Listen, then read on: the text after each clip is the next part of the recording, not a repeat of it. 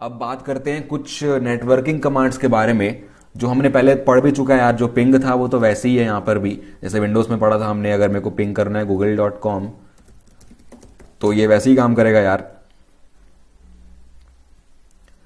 तो ये भी सेम काम करेगा। ये यहाँ पर ये 56 बाइट्स ऑफ डेटा भेजता है, तो रिस्पॉन्स इसको 64 बाइट्स का आ रहा है। आईसीएमपी सीक्वेंस और टीटीएल बता रहा है ये।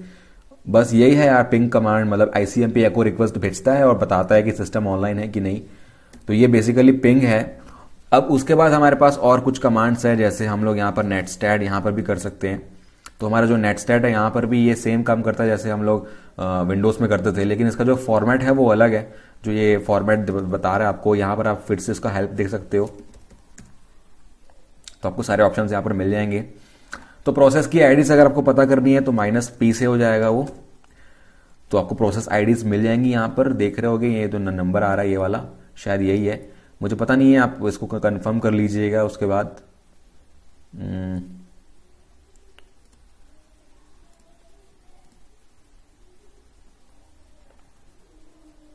ओके, तो ये आई नोड है, यहां पर ये है प्रोसेस आईडी और इसके पास प्रोग्राम का नेम भी आपको दिख रहा है।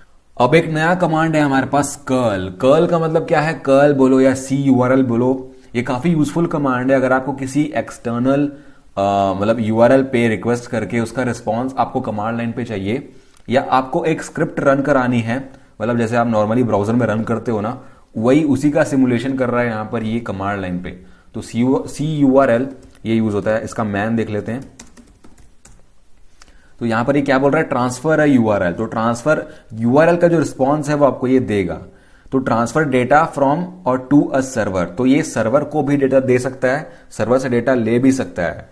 तो मतलब डेटा लेने का मतलब वही है यार कि वहां पर जो डेटा स्टोर्ड है करस्पॉन्डिंग टू अ URL, जो रिसोर्स आप एक्सेस करना चाहते हो वो आपको यहां पर मिल जाएगा, मतलब आपके कमांड लाइन पे। या तो आप चाहे तो फाइल में रिडायरेक्ट भी कर सकते हो रिस्पॉन्स को।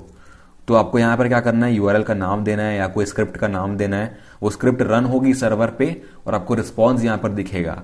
तो वो बहुत बड़ा है तो हम इसको स्किप कर लेते हैं। इसको ट्राई करके देखते हैं। कर्ल, इसके ऑप्शंस क्या क्या होते हैं? आप हेल्प टाइप करो, आपको काफी चीजें मिलेंगी यहाँ पे। तो बहुत सारे ऑप्शंस है यहाँ पर, देख सकते हो आप कितने सारे हैं।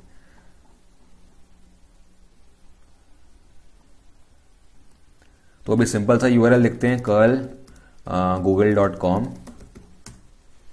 तो google.com का मतलब एज इट इज जो रॉ इन्फॉर्मेशन है, जो वेब पेज का कंटेंट है वो मेरे को दिख रहा है यहाँ पे, क्योंकि ये HTML पार्सर नहीं है यहाँ पे, तो इसलिए रॉ कंटेंट दिखेगा मेरे को।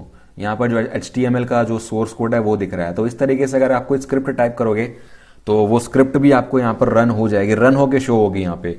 अगर मैं view.php करता हूँ इस तरीके से view.php, तो वो रन होके मिलेगा। तो ये फायदा है यहाँ पर कर्ल का, कोई भी रिस्पॉन्स URL का आप यहाँ पर देख सकते हो। हमारे पास एक नेटवर्किंग कमांड है, बहुत यूजफुल है, जैसे हम लोग विंडोज में यूज करते थे ipconfig। यहां पर मैं यूज करूंगा ifconfig, उसी का पार्ट है, उसी का सिमिलर काउंटर पार्ट है ifconfig। ये यहाँ जो आउटपुट है वो थोड़ा सा डिफरेंट है। यहां पर आपको दिख रहा है इंटरफेस, ये आपका अडेप्टर है H0।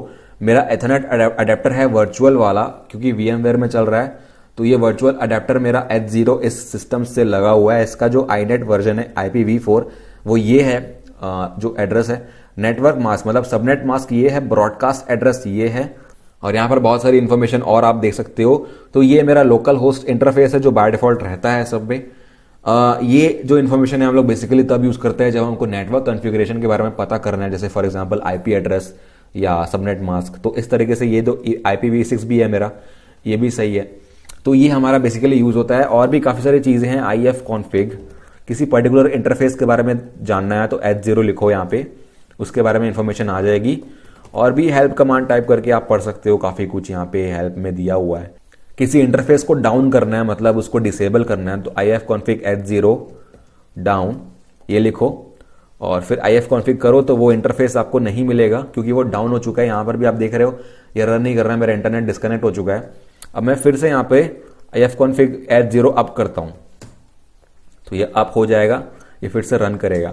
तो इसका मतलब काम क्या है? बेसिकली काम ये है कि अगर आपको कोई चीज रीसेट करनी है, मतलब कोई आपका कॉन्फ़िगरेशन चेंज हो चुका है या आप उस चेंजेस को अप्लाई करना है आपको, तो आप इसको रीस्टार्ट करोगे, ठीक है, जो आपने चेंजेस किए हैं। तो उसके लिए आपको ये करना पड़ सकता है। तो मेरा फिर से कनेक्ट हो चुका है यहाँ पे, ठीक है।